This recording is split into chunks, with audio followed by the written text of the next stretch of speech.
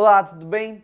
A gente está na série Tem um Elefante na Sala, uma série muito importante, uma série da qual nós precisamos conversar sobre os assuntos, porque tem muito assunto que a gente fica constrangido de falar, tem muito assunto que a gente fica pisando em ovos sobre como falar, só que as músicas, as novelas, os filmes, série, a escola, tudo já está falando muito antes da gente falar, então a gente precisa quebrar esse tabu e começar a conversar de maneira didática, de maneira aberta, ensinando sobre sexo, sobre pornografia, sobre masturbação, sobre sexo antes do casamento, sobre sexo fora do casamento.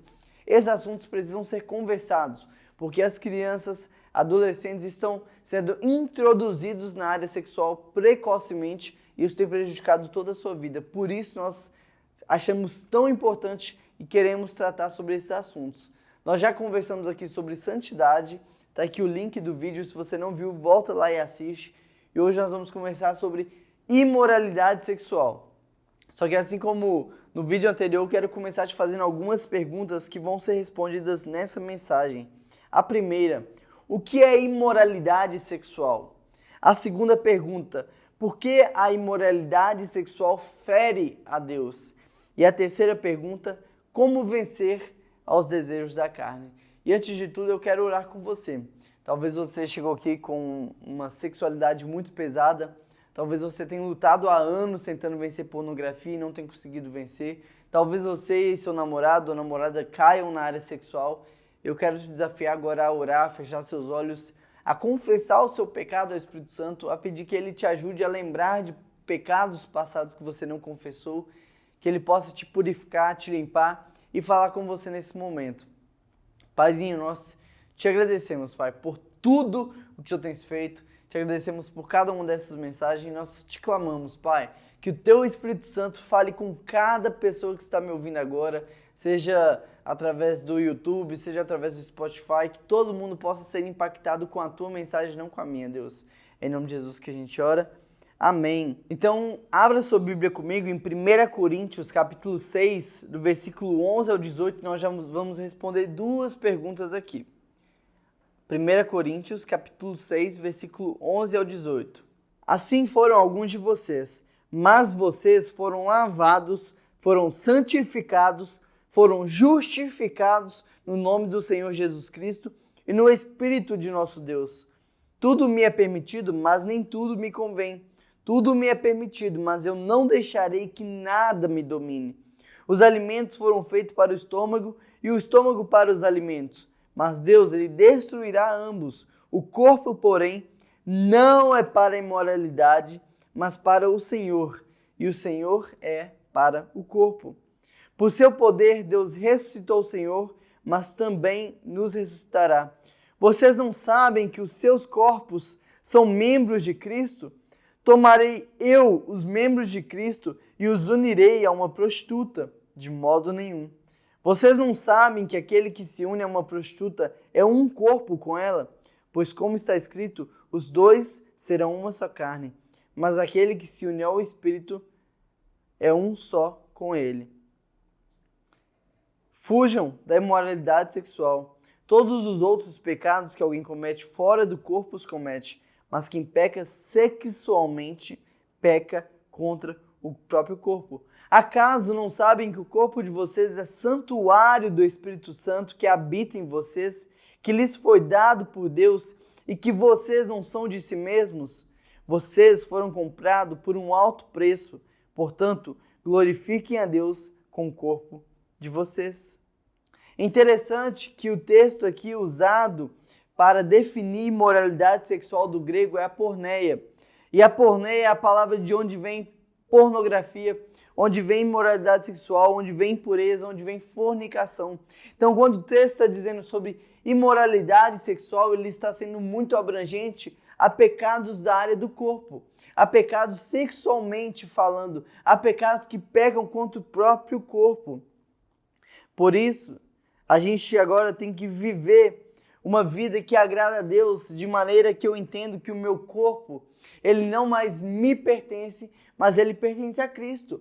A partir do momento em que eu conheci a Jesus Cristo, eu entendo que eu não sou mais proprietário do meu corpo, eu entendo que agora eu não sou mais quem manda, quem decide, mas que agora o meu corpo é um santuário. O meu corpo é onde habita o Espírito Santo. Então tudo que eu vou fazer, eu faço em serviço do senhorio que está dentro de mim. Tudo que eu vou falar, eu falo em serviço do senhorio que está dentro de mim. O nosso grande problema é que temos o tempo todo pensado em como eu posso agradar a Deus, mas ao mesmo tempo satisfazer os desejos da minha carne. Como eu posso ter um momento de devoção com Deus, mas logo depois satisfazer os meus desejos. Como você tem vivido de maneira santa? Como você tem vivido de maneira que agrada a Deus? O como que você tem controlado o seu corpo? É interessante porque eu quero agradar a Deus, mas ao mesmo tempo eu não quero abrir mão dos desejos da minha carne. E esse é o nosso grande problema. Nós estamos mirando agradar a Deus, mas os nossos corpos estão indo para agradar os desejos da carne. Eu estou mirando a santidade, mas eu estou acertando a tudo que está ao meu redor, que satisfaz a minha carne. Eu vejo muita gente lutando contra a pornografia, lutando contra sexo no casamento, lutando para não ficar, lutando para não se masturbar. Mas o grande problema é que eles estão lutando olhando para o pecado e não olhando para Cristo. Porque quando eu entendo que a minha vida agora tem que agradar a Cristo, que eu fui feito para uso exclusivo de Jesus Cristo, eu não aceito mais viver no pecado. O pecado não mais me satisfaz, o pecado não mais me agrada, e por mais que eu tenha tentações, o que é normal, eu não posso me deixar levar por essas tentações. Agora eu tenho que satisfazer aquilo que o Espírito Santo deseja de mim. É interessante, olha o que o texto está dizendo. Vocês foram lavados, foram santificados e foram justificados no nome de Cristo. Vocês foram lavados, santificados e justificados. Ou seja, Jesus Cristo já fez um trabalho completo por nós lá na cruz. O preço já foi pago lá na cruz. A imoralidade sexual é um reflexo da minha falta de compromisso e de intimidade com Jesus Cristo. Porque a minha imoralidade sexual é o tempo todo eu pegar a lama e jogar no meu corpo, eu pegar a lama e jogar no meu corpo querendo me sujar. Enquanto o meu encontro com Cristo já me lavou, já me santificou, já me purificou. Você não vai conseguir se libertar da imoralidade sexual enquanto você não tiver um encontro verdadeiro com Cristo. Porque o encontro verdadeiro com Cristo, ele vai ser o suficiente para me dar convicção do porquê eu não devo e do porquê eu não quero pecar. Por mais que a minha carne clame, por mais que eu tenha muito desejo de acessar um filme pornográfico, por mais que eu tenha muito desejo de tocar nas partes da minha namorada, por mais que eu tenha muito desejo, eu não vou me contaminar porque eu sei que os desejos de Cristo para mim são muito maiores do que os desejos da minha carne. Agora, para a gente vencer a imoralidade sexual, a gente tem que entender a sujeira, a impureza que está por trás disso. Todas as vezes que eu acesso um site pornográfico, eu estou me deitando com uma prostituta virtual. E isso nos faz pensar muito do porquê que eu não contrato uma prostituta na rua, do porquê que eu não vou me deitar com uma prostituta no motel. Será que é só porque eu não quero agradar a Cristo simplesmente? Ou é porque eu não quero carregar o peso daquele pecado, eu não quero carregar a imagem de alguém que dormiu com uma prostituta? Porque se o meu grande problema de deitar com uma prostituta é o fato de eu não querer desagradar o meu Deus, o porquê que eu deito com prostituta no mundo virtual?